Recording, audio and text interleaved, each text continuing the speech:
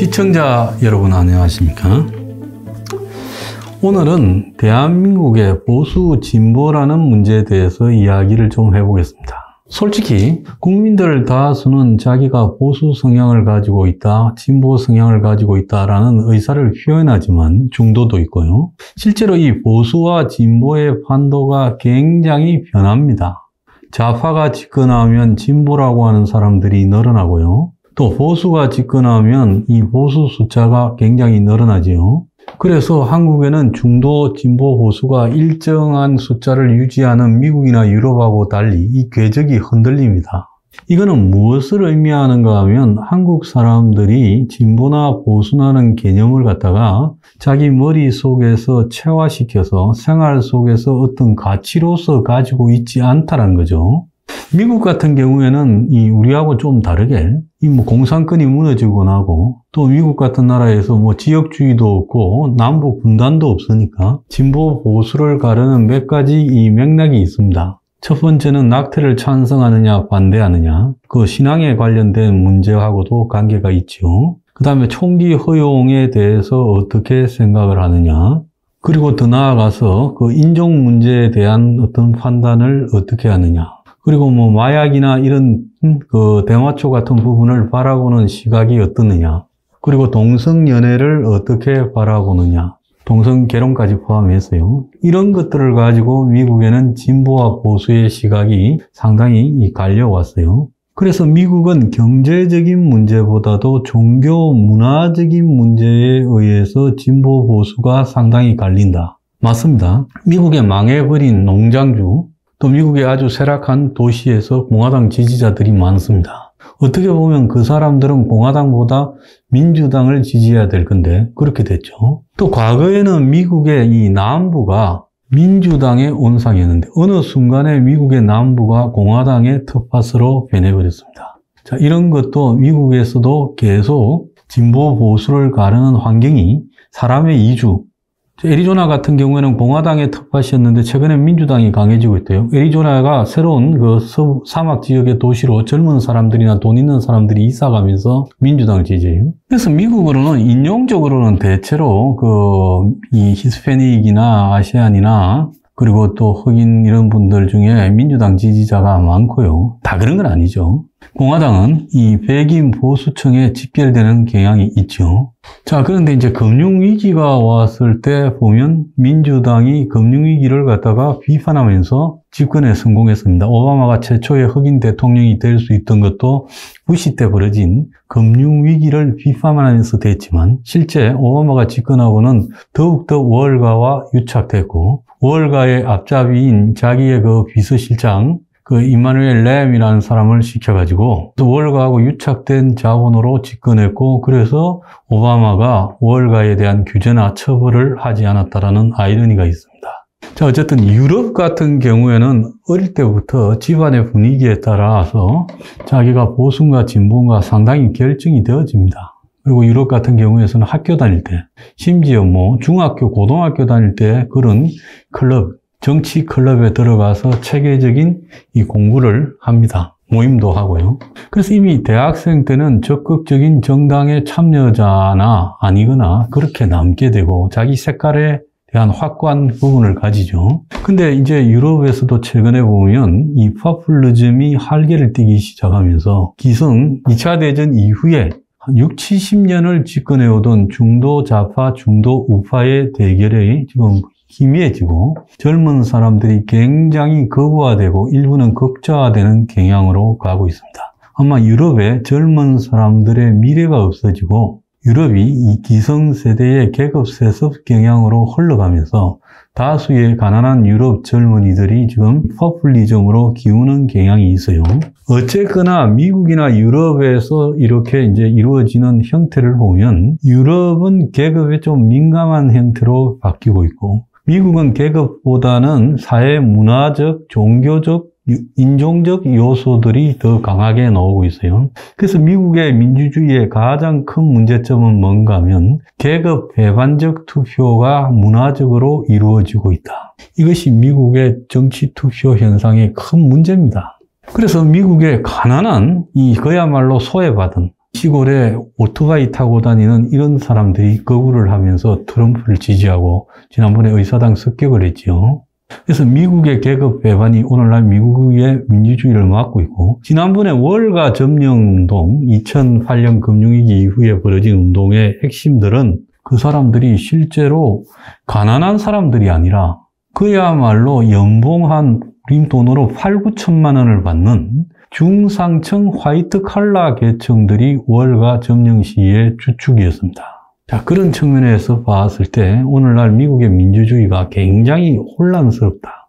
그래서 미국에는 경제가 좀 올라가면 지금 현직 대통령인 바이든의 지지율이 46%까지 올라갔다. 경제가 좀 쇠락하면 떨어진다라는 그런 급작스러운 현상이 나타나고 있는 겁니다. 자, 여기에 반해 한국에서는 도대체 이 좌우가 뭐가 의미 있는가? 60대 이상 꼰대들이 하는 것이 보수인가?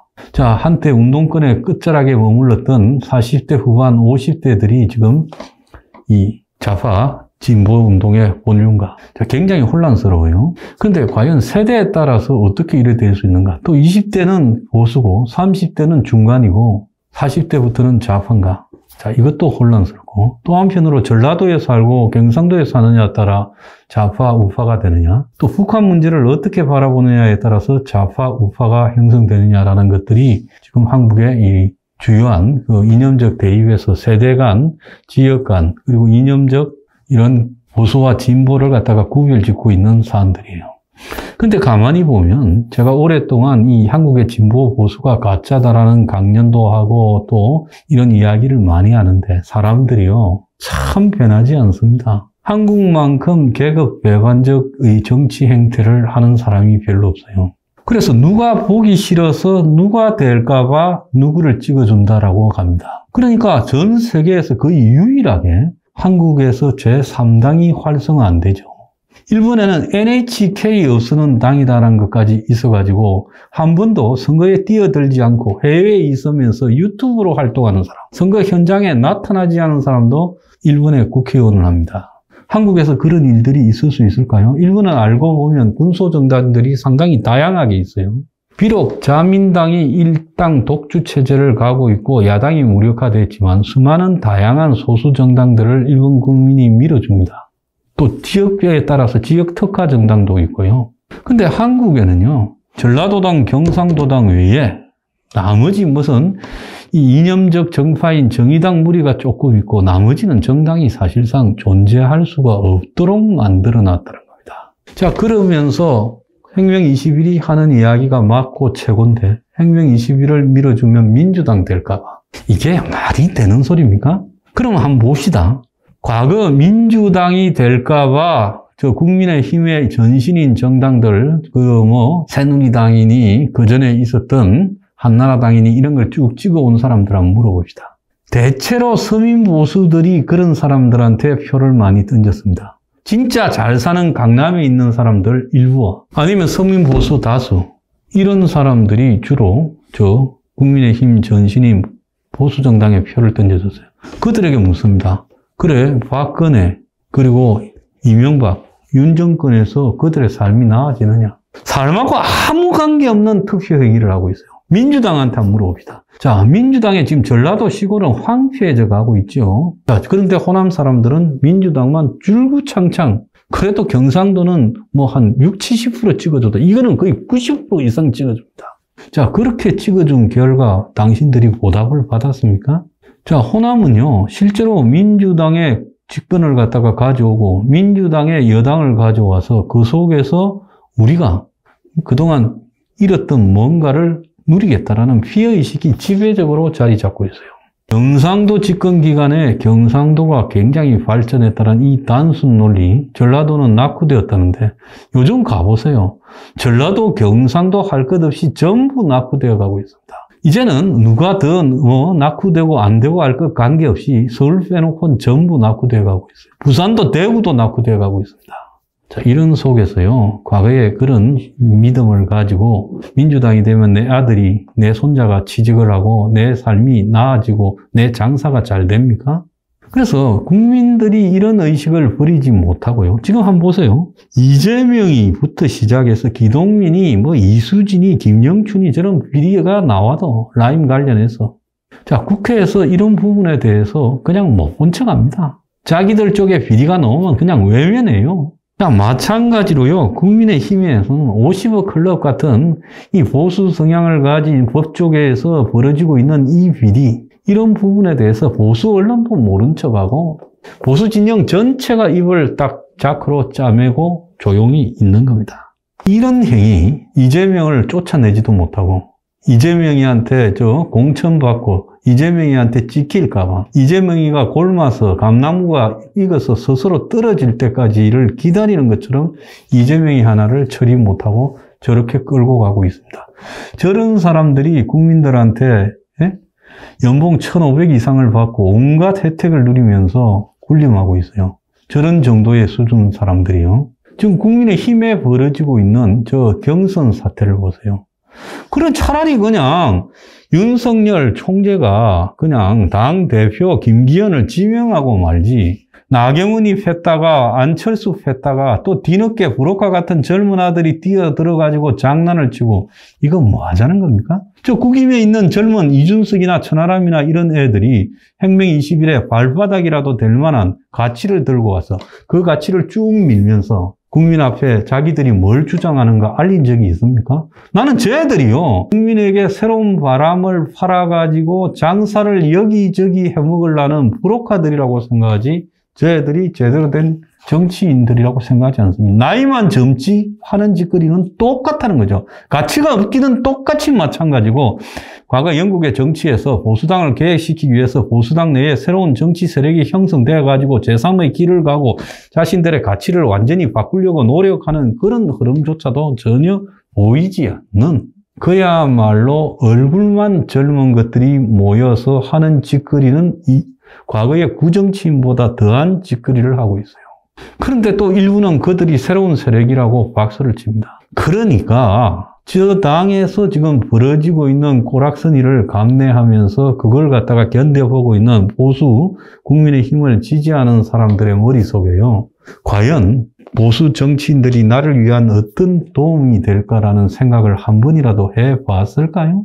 국가가 세계 10위 경제권을 가지면 뭐합니까? 거기에 살아가는 국민들 수준이 발바닥인데요. 이런 이상은 대한민국 정치가요, 절대 발전이 없는 겁니다. 이준석이는 위드 코로나에 철저히 협조했고 문재인과 당선 직후 전화를 주고받으면서 문재인 정권을 비판하지 않고 자기 당의 후보의 시비를 걸었던 자입니다. 저런 애가 또 가치가 있다고 거기에 표가 조금 몰리고 있어요. 그래서 저 당에는 꼰대나 계획이라는 것들이나 전부 답이 없다고 봅니다. 언젠가는 보내버려야 새로운 정치가 형성되는 거지, 보내지 않고요, 이런 정치를 우리가 언제까지 지속할 수 있겠습니까? 자, 여러분, 우리가 오늘날 한국에 벌어지고 있는 보수 진보를 자처하는 국민들한테 한번 물어봅시다. 당신에게 진보적인 속성은 눈꽃만큼이라도 있습니까? 당신에게 진정한 보수의 의미가 뭐라는 것을 조금이라도 알고나 있습니까? 그냥 하는 거예요. 그냥요. 상대편이 미워서요. 이거는 정오에 기반을 둔 그야말로 수구좌우 정치인들의 적대적 공생을 국민들이 박수치면서 도와주는 겁니다. 그래서 저는 이재명이만 해결되면 한국 정치가 맑아질 거라고 보는 일부 그 수골 보수들의 형태에 대해서도 환멸을 느끼고요. 또 한편으로 이재명이 같은 거 하나도 정리 못하고 그 밑에서 빌빌 싸고 있는 것들이 진보라고 하는데도 저도 한국의 386 세력을 정면으로 관통해온 사람으로서 혐오감을 느끼고 있습니다. 감사합니다.